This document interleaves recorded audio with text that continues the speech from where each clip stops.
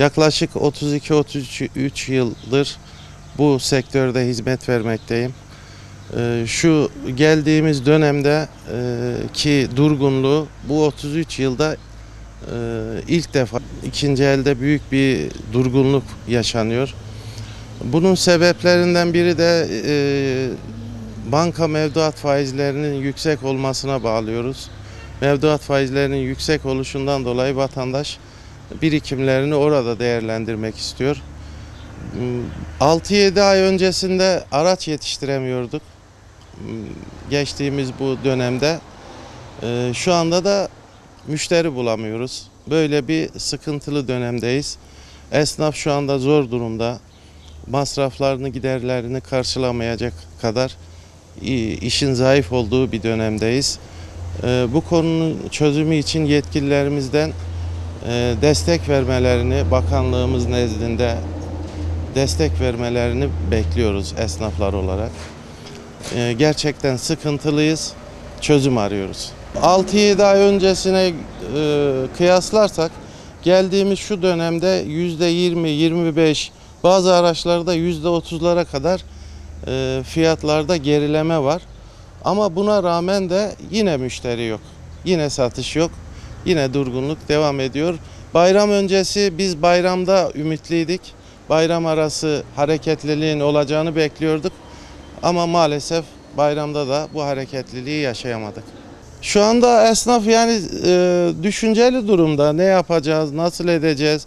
Bu giderlerdir, kiradır, vergilerdir, diğer giderlerdir. Bunları nasıl karşılayacağız diye bütün esnaf düşünmekte şu anda. Yani esnaf gerçekten ciddi anlamda sıkıntılı bir dönem geçiriyor.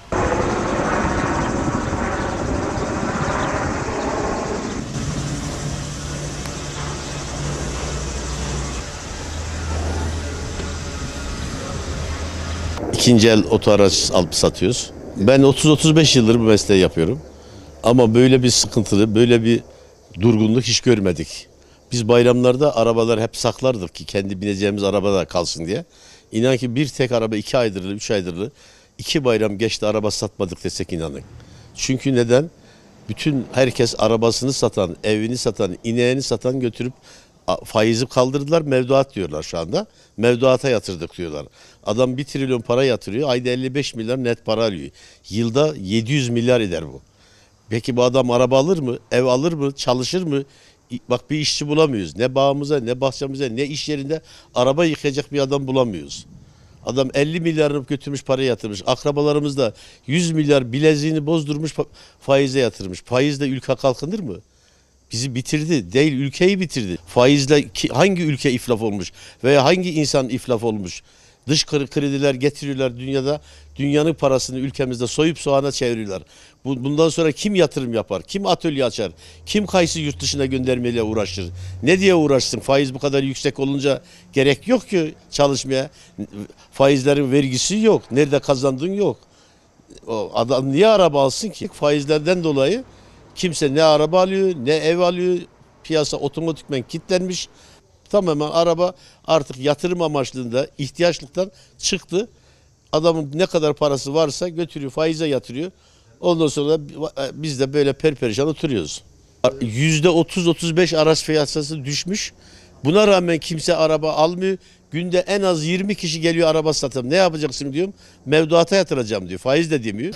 En zayıf esnaf arkadaşımızın yanına git. 30 tane kapısında araba var. Satış yok ki. Derhal faizlerin kaldırılması %8'de %55 olunca ülkede araba satılır mı? Ev satılır mı? Adam gidip inşaat yapar mı? İhracat yapar mı? Mümkün mü yani? Ne diye yapsın? Güya ekonomiyi veya enflasyonu düşürmek için faizi yükselttiler. Tam tersi de faiz de yükseldi. Yakıt da yükseldi. Enflasyon da tam tersine %80-90'larda yükseldi. Esnaf da iş yapamaz hale geldi. Üretici de iş yapamaz hale geldi. Bankalara ve faizcilere yaradı. Para babalarına yaradı.